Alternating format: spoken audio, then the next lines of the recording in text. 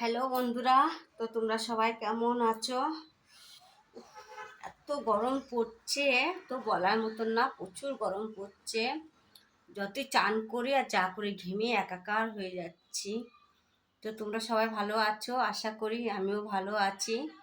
তো এখন আমি আমার ননদের বাড়ি চা খেতে যাচ্ছি। তো আমি ঘরে চা করছিলাম, তো আমার ননদ ডাক দিল যে আয় এসে চা খেয়ে যা। আমার শাশুড়ি মেয়ে চলে গেছে আর এখন আমি যাচ্ছি। তো তোমাদের আমার ভিডিও কেমন লাগে বলবে, কমেন্ট করে আমাকে একটু বলবে তোমরা। তো রাখছি। ওদের বাড়ি থেকে চা খেয়ে এসে সোজা চলে আসলাম রান্নাঘরে। এসে এখানে মেয়ের জন্য ম্যাগি বানানো হচ্ছে, মেয়েকে ম্যাগি করে দিচ্ছি টিফিনে। আর এখানে রান্নাটাও বসিয়ে দিয়েছি, এখানে ডালটা দিয়ে দিচ্ছি। আর আজকে যেহেতু টকের ডাল হবে, তো এদিকে মেয়ের ম্যাগিটা হয়ে গেছে।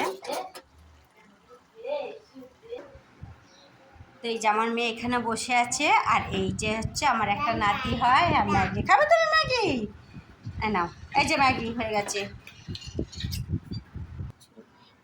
তো আজকে রান্না হচ্ছে আমদে ডাল হবে, আর এখানে কাটাপোনা মাছের সবজি আর খয়রা মাছ।